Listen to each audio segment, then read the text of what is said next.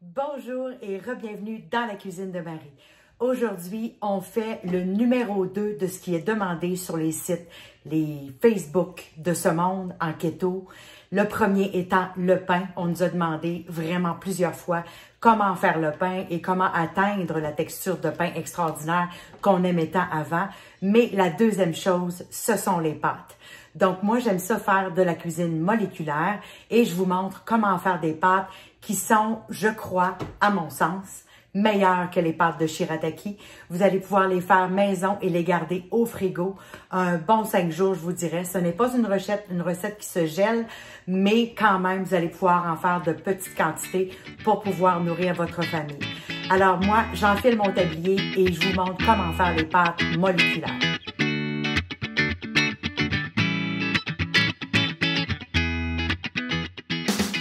C'est un départ pour la fabrication des pâtes. Vous allez voir, c'est extrêmement simple à faire. Par contre, il y a 2 ingrédients à l'intérieur qui sont un peu plus difficiles à trouver, mais soyez sans crainte, on vous mettra des liens pour pouvoir trouver ces ingrédients spéciaux.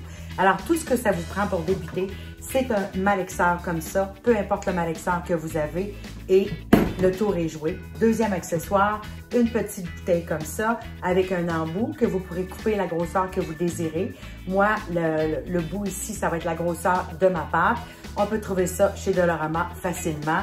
Donc, c'est vraiment les 2 items que vous aurez besoin. Et à la fin, vous aurez besoin d'un grand bol, tout simplement. Alors, la recette débute par 4 tasses d'eau. C'est tout. Pas compliqué, hein? Ensuite, vous avez 6 cuillerées à table de blanc d'œuf en poudre. Ça peut être, le mieux, c'est d'avoir des jaunes et blancs ensemble en poudre si vous en trouvez. Sinon, vous prenez simplement du blanc d'œuf en poudre. Ensuite, j'ai en ma possession de la gomme de xanthane. C'est à peu près une demi-cuillère à thé. C'est tout.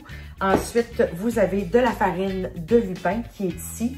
Si jamais vous êtes allergique à la farine de lupin, je vous donnerai des équivalences pour utiliser la farine d'amande ou la farine de coconut. Par contre, la farine de lupin, c'est ce qui s'approche le plus du goût des vraies pâtes. Alors, à tout moment que vous allez changer avec la farine de coco ou la farine d'amande ou de la farine de bambou, dépendamment de ce que vous avez de la fibre de bambou, ça va différer dans le goût. Vous pourrez essayer si vous le désirez, mais la farine de lupin, facilement trouvable un peu partout maintenant, dans les boutiques de produits naturels, dans les boutiques keto, il y en a même à l'épicerie, au Bulk Barn aussi. Donc, moi, j'utilise la farine de lupin pour aujourd'hui. Ensuite, j'ai du sel. Dans toute bonne pâte qui se respecte, on a du sel, bien entendu. Je vous ai montré la gomme de xanthane et les 2 derniers ingrédients dont vous aurez besoin, c'est du sodium, de l'alginate de sodium. Alors, puisque je fais de la cuisine moléculaire, ce sont des ingrédients que j'utilise. Alors, pas de panique, on va vous mettre des liens pour que vous le trouviez spécifiquement. C'est pas quelque chose qui est donné. Par contre, ça vient en assez grande quantité. Donc, c'est pour ça que le prix est un peu plus élevé, mais ça n'en prend pas beaucoup. Et alors, ça, c'est l'alginate de sodium. Et j'ai ici le 2e ingrédient qui est le lactate de calcium qu'on va utiliser à la fin vraiment pour former les pâtes. Alors, l'alginate ici de sodium n'est pas interchangeable. On ne peut pas prendre un autre ingrédient. Ça prend ça vraiment pour faire la texture des pâtes. C'est extrêmement important.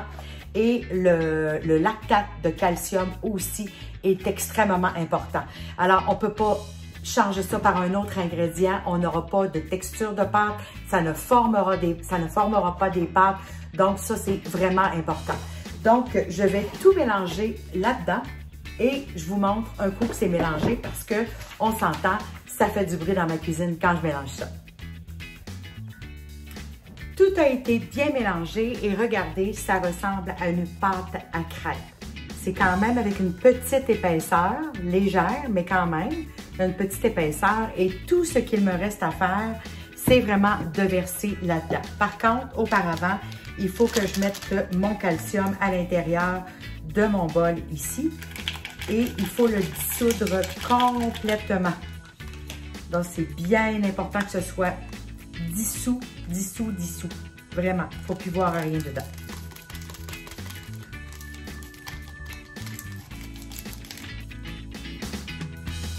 Voilà. Donc, on va le dissoudre complètement dans notre bol. C'est pas très long à dissoudre, mais quand même, il faut que ce soit bien dissous pour pouvoir former nos pâtes. Il y a des petits morceaux au fond. Je pense que c'est l'étape la plus longue dans la fabrication de ces pâtes-là, mais vous allez voir la magie apparaître. C'est fou! C'est ça la cuisine moléculaire, c'est très facile. Donc, je vous montre quand c'est totalement dissous et on va pouvoir commencer à faire nos pâtes. Nous sommes maintenant rendus à l'étape de la magie. C'est ça la cuisine moléculaire, c'est magique. Donc, il faut remplir, on va tasser mon bol un petit peu ici. On commence par remplir votre petit contenant pour pouvoir former des nouilles. Donc, voilà, comme ça.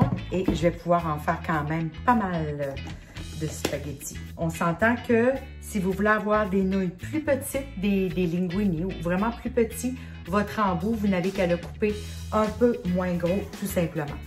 Mon calcium est bien mélangé et la technique pour former ces beaux spaghettis-là, il faut prendre la spatule de la main gauche ou droite, la main que vous utilisez moins, et vous tournez dans le sens que vous voulez, mais toujours dans le même sens. Et on va descendre tranquillement et on va former nos spaghettis. Et voilà, j'ai des spaghettis. C'est-tu pas beau la vie? Et quand j'arrête, ben ça coupe le spaghetti. Vous voyez, j'ai des spaghettis. Je continue à former mes spaghettis. Voilà.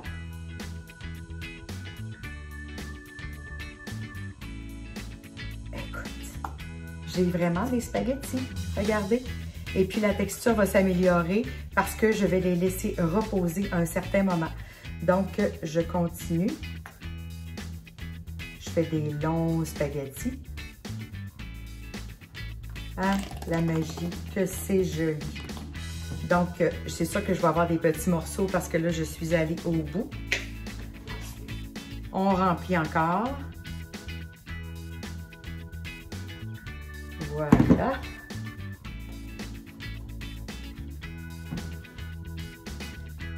Regardez, ça se détache bien. J'ai des vrais filaments de spaghettis. Donc, on continue à tourner et ça, c'est un filament. Voilà, un filament. Comme ça. Un filament.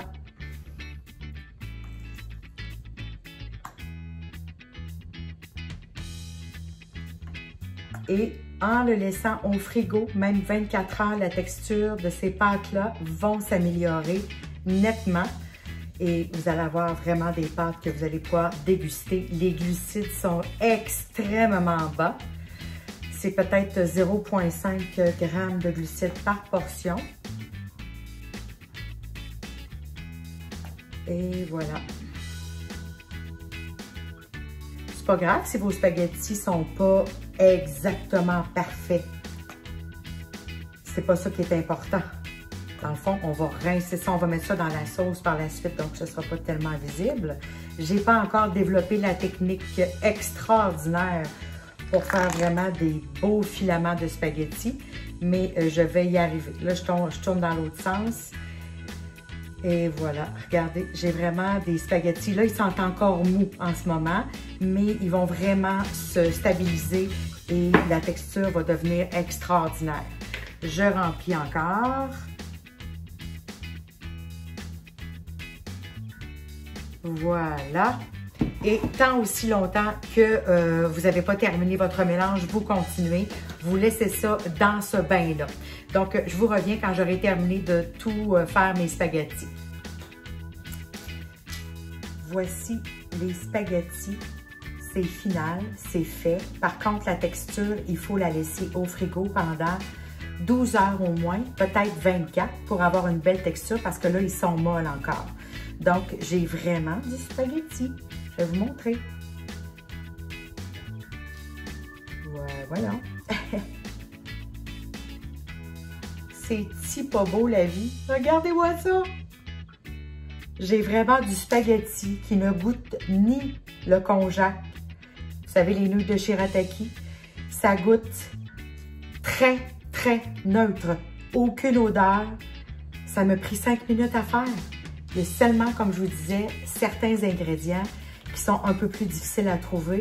Mais voilà, vous êtes capable de faire de la cuisine moléculaire et vous avez fait du vrai spaghetti. Et vraiment, la texture, quand c'est final, bien entendu, elle est excellente. Avec une sauce spaghetti, avec une sauce à la crème, peu importe, c'est extraordinaire. Donc là, je vais mettre ça au frigo pendant 24 heures parce que je prévois peut-être manger ça demain soir. Quand ce sera, la texture désirée sera atteinte, je vais les rincer correctement dans une passoire. Je vais prendre ce que j'ai besoin pour manger et le reste se garde au frigo pendant 5 jours sans problème. Toutefois, vous pouvez vous préparer des lunchs avec du spaghetti dans le fond, avec de la sauce à spaghetti par-dessus et congeler. Mais c'est mieux de ne pas congeler la pâte comme ça parce que dans le congélateur, vous allez voir, l'eau ressort et ça devient comme un peu caoutchouc. Donc, c'est pas mal moins bon.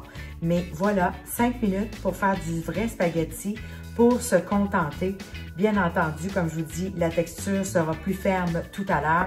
Alors, je le laisse baigner dans le carbonate, mais quand je vais mettre au frigo, ce ne sera pas dans l'eau ni dans le carbonate. Je vais les rincer comme il faut et je vais les mettre dans un plat hermétique, tout simplement. Alors, j'ai hâte de voir vos plats de spaghetti et si vous avez aimé, merci d'avoir été là. À la prochaine!